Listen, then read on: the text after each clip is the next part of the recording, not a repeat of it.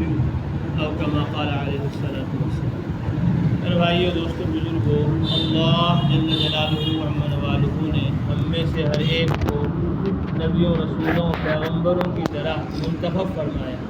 قرآن مقدس میں ارشاد فرمایا، کنتم خیر امہ، تم سب کے سب بہترین امت ہو، اخرجت للناس، تم سب کو پوری انسانیت کی ہدایت کے لیے، نفع کے لیے نکالا گیا۔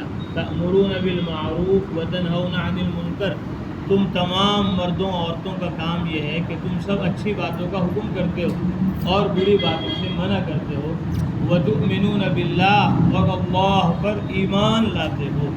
یہ سارے مسلمانوں کا کام ہے۔ اس طرح سارے مسلمانوں پر نماز پڑھنا ضروری ہے، سارے مسلمانوں پر روزہ رکھنا ضروری ہے، سارے مالداروں پر حج کرنا ضروری ہے، سارے مالداروں پر زکوٰۃ دینا ضروری ہے۔ اسی طرح سارے مسلمانوں پر دعوت دینا ضروری ہے، تبلیغ کرنا ضروری ہے۔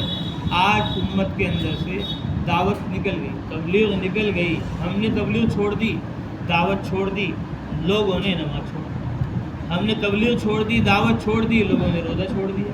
ہم نے محنت چھوڑ دی، لوگ دین سے نکل گئے۔ ابھی عصر کے بعد ہمارے مدرسے کے طالب علم عشرہ لگا کر آئے، 10 دن لگا کر آئے تبلیغ میں راجستھان میں۔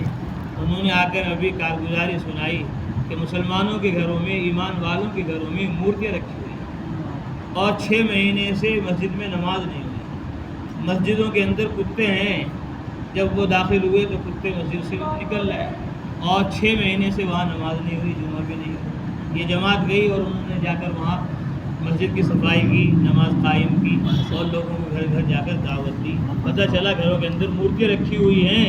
طلبہ کی جماعت ہے، قرآن حدیث پڑھنے والے، 10 دن تک جماعت نے محنت کی، گشت کیا، ملاقاتیں کی، خود پکایا، خود کھایا اور لوگوں کو جا جا کر دعوت دی کہ جب قربانی کا دن آیا تو انہوں نے جب قربانی کی بھی تو وہ جو گھروں کے اندر مورتیاں رکھی ہوئی ہیں ان کے نام پر قربانی کی، ان کا نام لے کر قربانی کی۔ یعنی جب ہم نے محنت چھوڑ دی تو لوگ دین سے اتنے دور ہو گئے، اسلام سے اتنے دور ہو گئے